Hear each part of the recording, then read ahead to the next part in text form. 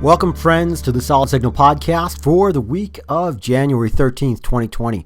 I'm back in the blog offices after a whole week spent in beautiful Las Vegas, California, a city which very rarely sees snow or even rain. The Consumer Electronics Show, or CES as it's properly called, is over. It's all in the rearview mirror, and if you'd like to find out more about what I saw and what I did, check out the coverage at the Solid Signal blog, blog.solidsignal.com.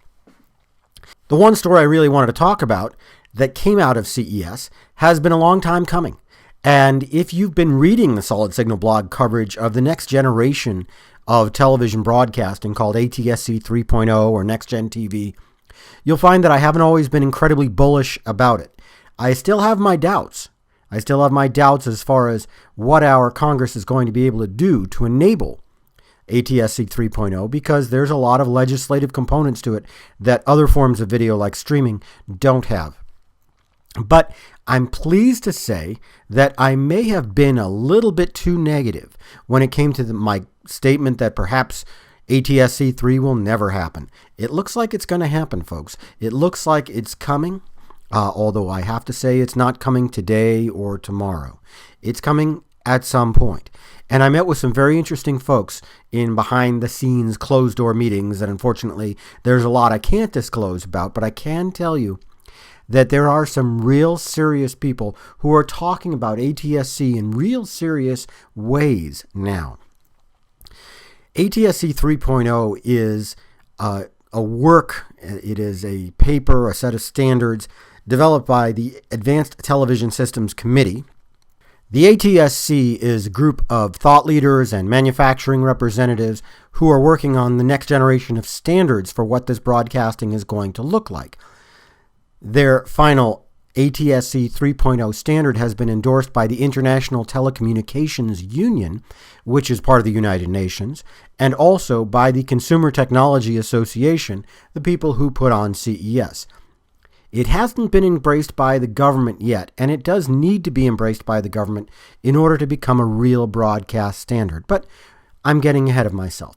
I think it's really very positive that CTA is putting its weight behind this, and even though they want to slap it with the brand Next Gen TV, and I think that's probably unnecessary, whatever they want to call it, putting that kind of weight behind it, putting that extra industry support behind it is going to mean that it's going to happen a lot more easily than we thought before.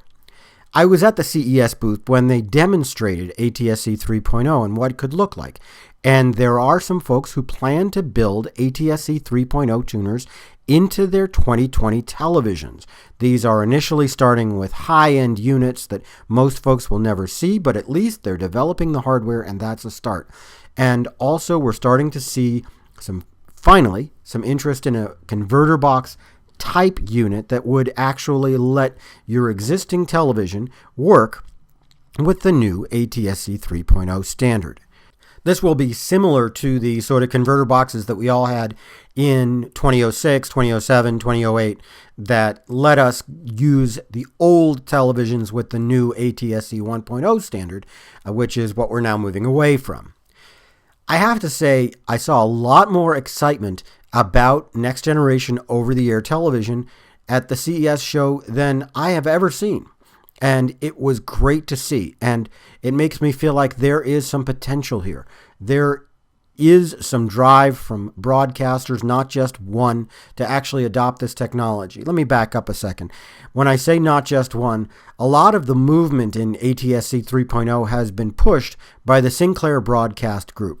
I don't want to necessarily say anything negative about the Sinclair Broadcast Group. However, let's just say that you could Google them for yourselves and find out, make your own mind up as to what kind of organization they are. But good or bad, they've been pushing ATSC 3.0. They have been the primary group and putting the most amount of money behind ATSC 3.0. We're starting to finally see some other groups, like I said, the Consumer Technology Association, finally putting some weight behind that. We're starting to see some industry luminaries who are getting excited. There's a great video which you can find from This Week in Technology. Leo Laporte is getting excited about the idea of next generation over-the-air TV. I think Mr. Laporte's got a much bigger reach than I do. I wish I had his reach, but I don't. And to see him get excited about it is really something that makes a difference for this technology. There are still a lot of questions. The one thing that we do know for sure is you will not need to change your antenna. This technology will not require you to change your antenna, period. It will work best with internet-connected televisions, but you will not have to have internet-connected television. The standard already builds in much better connectivity for devices that move. In other words, you'll finally be able to watch TV in your car, in your truck, in your RV, or in your boat, and it will be seamless. It will be easy. This is exciting because for most of television's history, it didn't matter whether you were moving or not, and all of a sudden, with ATSC 1.0, it really only works up to about 20 miles per hour, which made our RV users unhappy. With ATSC 3.0, you'll be able to get television service while in motion. Hopefully, you will not personally be using it while you're driving, but the other folks in your car, truck, RV, boat, whatever, will be able to use it, and that's exciting.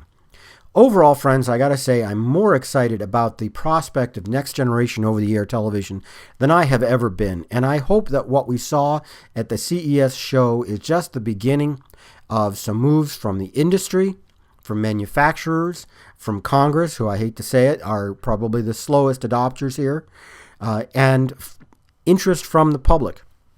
Notice that so far I really haven't talked about 4K over the air, and there is this feeling, there is this hope that most broadcasters are already creating content in 4K, and that once next generation over-the-air television starts, that you'll start seeing a lot of the shows that you already watch in 4K, but no guarantees, because 4K is not a mandatory part of ATSC 3.0. Neither is smart technology. It's a completely different set of broadcast technologies at the core of it, and those technologies enable you to get 4K, and they enable you to get smart content. There's no requirement that a broadcaster would add these things.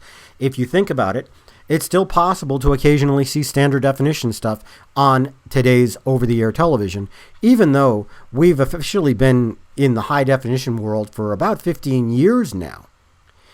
Standard definition is not a requirement anymore. High definition isn't a requirement either, and 4K isn't going to be a requirement either. The truth is that it will enable 4K, and it's likely that at some point everything will move to 4K. I really do believe that broadcasters are already preparing for this sort of thing.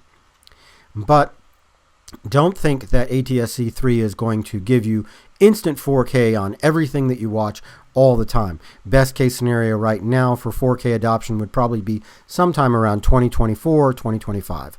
So it will eventually be worth it. More importantly is the smart content, which could potentially be available much, much sooner.